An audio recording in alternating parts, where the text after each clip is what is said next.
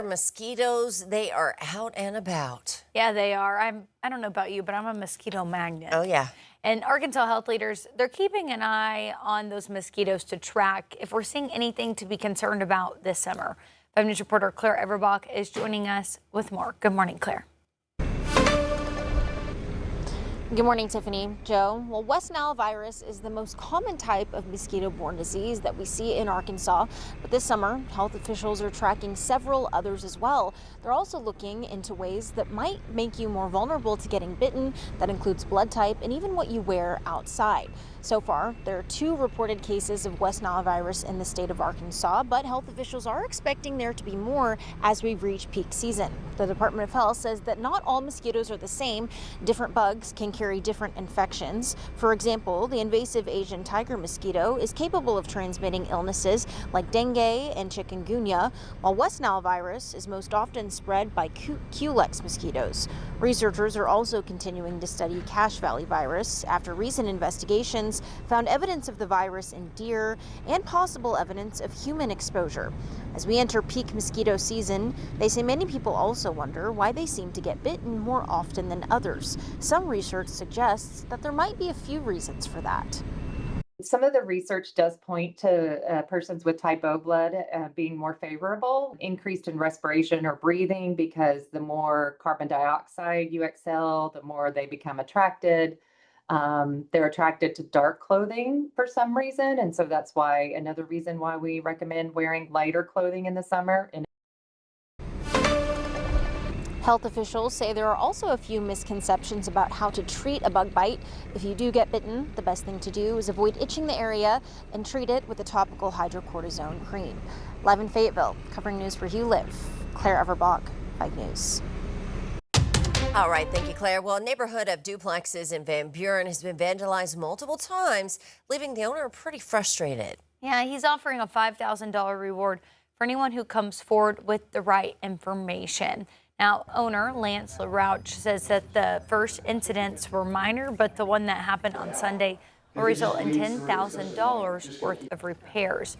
Now, the walls are covered in spray paint, some windows are broken, and the door was busted down. Just frustrated, you know, we work hard to get these going and these are just about ready. So now the painter's got to come back in and repaint. The siding guys have to come back in and put new siding up. It's just, you know, it's just kind of, it's disheartening that there's kids out there that you know want to do this. A lot of this is that he's filed a police report and Van Buren police are investigating. Well, Community Clinic in Northwest Arkansas says it plans to buy multiple Baptist health clinics in the River Valley. The Springdale-based company says it has signed a letter of intent to buy the clinics and expand into the region. Now, this includes clinics in Alma, Greenwood, Fort Smith, and Van Buren.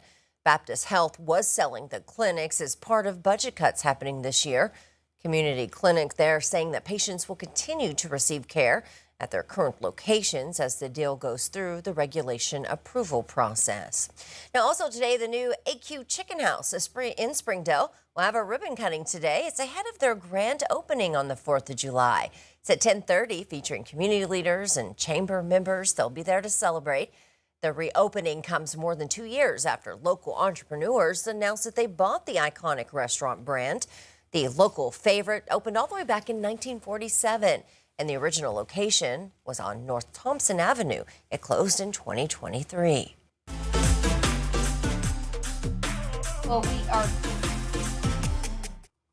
We are counting down the hours until Team USA's next match in the World Cup. They'll face Bosnia tonight at 7 in California. Meanwhile, the National Weather Service says that record-breaking heat will intensify across most of the central and eastern U.S. this week. Yeah, this could impact several World Cup matches being played outdoors. Christian Benavides has more. As players battle one another on the pitch, they're also battling some of the most extreme heat the World Cup has ever experienced. Both my calves decided to leave the stadium before me, so... Scotland's Ben Gannon Doak was substituted out of a match due to severe cramping, one of several symptoms of heat-related illness, along with shortness of breath, dizziness, and nausea. To help players, FIFA has mandated 3-minute hydration breaks in games midway through each half. I've recommended for a long time that it be 5 or 6 minutes. to have a meaningful effect on mitigating body temperature increases and trying to decrease the dehydration levels. Douglas Casa is the CEO of the Corey Stringer Institute. He and other international sports scientists signed an open letter calling on FIFA to better protect players. Casa says changing match time can have a big impact. Why would you schedule a game in Miami to start at 5 or 6 p.m.? Those games should all be starting at 8 or 9 p.m. We already have a crazy risk in Miami with temperature and humidity. Why are we also bringing the sun into the mixture? Fans from around the world are trying to cope with the high temperatures as they toured the U.S. The Americans is crazy about their AC, so it's like cold when you're inside. I'm so excited to watch the game, but it is too hot. Yeah, so I'm very tired now. Players can't choose their jerseys, but health experts say fans should wear loose, light-colored clothing. They can also hydrate more often and seek shade during the sunniest times of day. Christian Benavides, CBS News, Miami. Well, this week, the U.S. Supreme Court weighed in on a case centered around transgender athletes in school sports. The court ruled in favor of Idaho and West Virginia laws that ban transgender women and girls from competing in women's sports teams. Now, 25 other U.S. states have similar laws, including Arkansas, where a ban on transgender athletes participating in the women's sports has been in effect for the past 5 years. Governor Sanders praising the ruling. I'm glad that the Supreme Court made the right decision. It is absolutely critical that we protect women and women in sports and giving those kids that opportunity. And so that's something we really wanted to see happen. I'm glad they made the right decision on that. Well, opponents of the ban say that the laws discriminate against transgender students and limit their ability to take part in school life.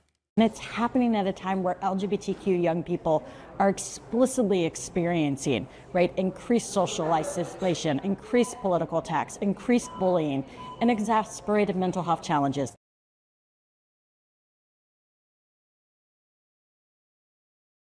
Down President Trump's executive order limiting birthright citizenship. The High Court affirmed that children born in the U.S. are citizens regardless of their parents' immigration status.